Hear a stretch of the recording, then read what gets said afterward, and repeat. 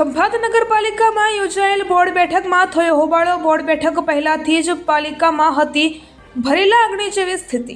નિવૃત્ત પાલિકા કર્મચારીઓને બોર્ડ બેઠકમાં એન્ટ્રી આપવા મામલે વિરોધ પક્ષે કર્યો હોબાળો। કોંગ્રેસના સભ્યો દ્વારા એજન્ડા અને અન્ય કાગળોને ફાડવામાં આવ્યા। કોંગ્રેસ અને ભાજપના સભ્યો આમને સામને આવી ગયા। આવતીકાલે ભાજપના 6 અને અપક્ષના 2 મળી કુલ 8 સભ્યોએ આપ્યા હતા રાજીનામા। તેમ છતાં આજની સભામાં ભાજપના 15 અને કોંગ્રેસના 12 સભ્યો હોવાથી બહતીના જોરે ભાજપે તમામ ઠરાવો કર્યા મંજૂર। પાલિકામાં થયેલ હોબાળાને લઈને ઠરાવોની ચર્ચા ન થઈ। ભાજપ અને કોંગ્રેસ બંને પક્ષો નારાજબાજી સાથે સભાખંડ છોડી ગયા।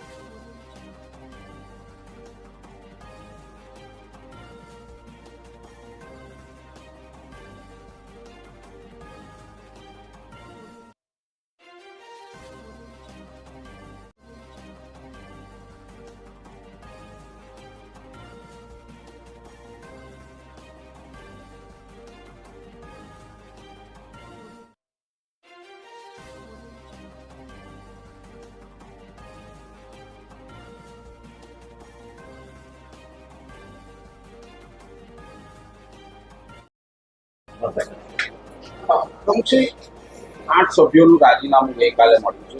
શું હતી સમગ્ર બાબત કે સીધા તમારી પર ભ્રષ્ટાચાર નાખશે?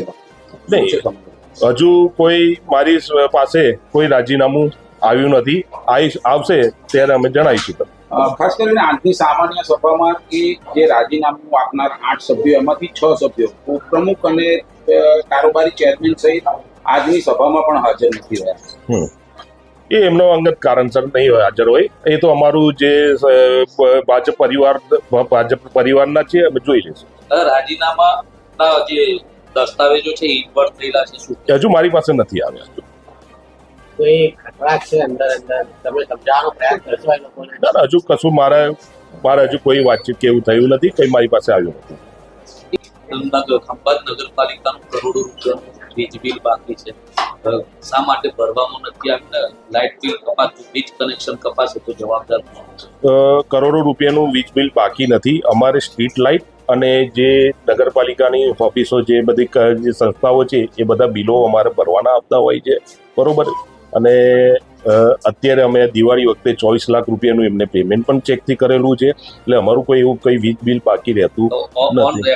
ઓન રેકોર્ડ એટલે કનેવાલનું જે પાણી પુરવઠાનું હોય છે એ વીજ બિલ તો સરકારી હોય છે, એટલે એમાં એવું કશું નથી. અમારે જે અહીંના જે લોકલ કે લાઇટો ચાલતું હોય, અમારે આગળ પમ્પિંગ સ્ટેશન ચાલતું હોય એના બિલ જ ભરવાના હોય. તો આ હિસાબે એમજીવીસીએલ ખોટા આક્ષેપ કરી રહ્યું છે એવું હવે એ તો 10 કરોડ રૂપિયાનું બિલ બાકી બતાવે. એમજીવીસીએલ ખોટું બોલે છે, તમે ખોટું એ જોવું પડશે.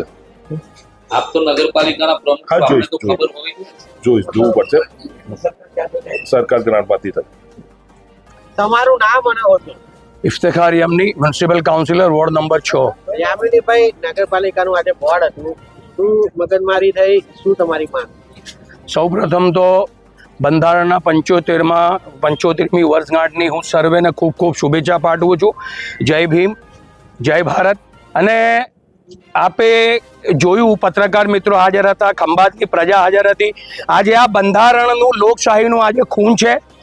એમના માણસો, એમના કાઉન્સિલરશ્રીઓ જ્યારે એમનો પક્ષ છોડીને રાજીનામું આપતા હોય, હાજર ના રહેતા હોય, અને એવા સંજોગોમાં એમને એવું લાગ્યું કે અમારી આજે આબરૂ જવાની છે, એજન્ડાના તમામ ઠરાવો જ્યારે મંજૂર થવાના નથી, એવા સંજોગોમાં લોકશાહીનું ખૂન કરી વિપક્ષને સાંભળ્યા વગર એમણે આ હોલ છોડ્યો છે.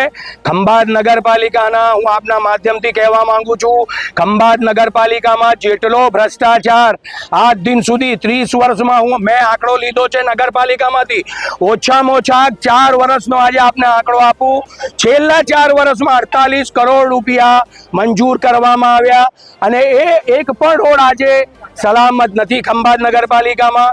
ભ્રષ્ટાચાર. અને આ તો આ કેવું છે, આ ક્યાંય આ લોકોએ જે રાજીનામા આપ્યા છે એ રાજીનામા પ્રજાના કામ માટે નથી આપ્યા, પણ ભાગ બટાઈ માટે આપ્યા છે. આપના દરેક સમાચારમાં મેં જોયું કે ભાઈ કોન્ટ્રાક્ટરોને એમની પરમિશન વગર રૂપિયા ચૂકવી દેવામાં આવ્યા, એટલા માટે એમણે રાજીનામું આપ્યું છે. પ્રજાના કામ માટે રાજીનામું આપેલ નથી. એમણે ફક્ત ભાગ બટાઈ નથી મળી એટલા માટે આપ્યું છે. એમનું જે રીતે કટોગે બટોગેનું જે સૂત્ર હતું એ રીતે એવું છે એમનું કે બાંટોગે તો સાથ રહેંગે, નહીં બાંટો તો અમે સાથે નહીં રહીએ. ખંભાત નગરપાલિકાના હું પ્રજાને આપના માધ્યમથી કહેવા માંગુ છું કે હવે જાગો, બહુ પાણી માથાથી ઉપર જતું રહ્યું છે. તમારા દ્વારા કાયદેસરની કાર્યવાહીની વાત કરવામાં આવી છે પ્રમુખ દ્વારા. એજન્ડાના કાગળો નથી પાડ્યા, કોરા કાગળો ત્યાં પડ્યા હતા.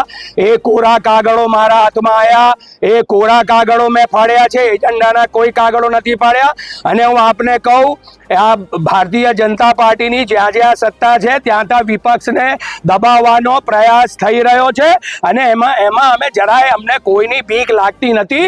પ્રજા અમારી સાથે છે એટલે અમે કોઈનાથી બીતા નથી. અમને અમારી સામે જેટલી ફરિયાદ કર્યું એટલી કરે, અમને બીક નથી લાગતી. અમારા દ્વારા પણ રાજીનામાની વાત કરવામાં આવી. મારા દ્વારા જે રાજીનામાની વાત કરવામાં આવી, મેં મારો રોષ જે ઠાલવ્યો મારા અંગત કારણોસર મેં ઉપર મોકલ્યું હતું, એ નામંજૂર કરવામાં આવ્યું, અને મને પક્ષના સૈનિક તરીકે હાજર રહેવાની ઉપરથી જે હુકમ કરવામાં આવ્યો એટલા માટે હું હાજર છું અને હું છું સાથે. તમે કાયદાના જાણકાર છો, તમારું રાજીનામું કાઉન્સિલરનું ખરેખર પ્રમુખને કાં તો ચીફ ઓફિસરને આપવાનું હોય, કલેક્ટરને શા માટે આપ્યું?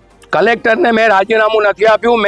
મને 3 ટર્મથી જ્યારે પક્ષે જ્યારે મને ટિકિટ આપી હોય તો મારી ફરજમાં આવે છે કે મારે મારા હાઈકમાન્ડને જાણ કરવી પડે. એટલે કલેક્ટરને જે લેટર હતો એ ઉપર મેં જાણ કરી અને એમણે મને ના પાડી. એટલા માટે હું આજે આ પ્રજાની વચ્ચે અને એમના પ્રશ્નો ઉઠાવવા માટે હું છું આજે પણ.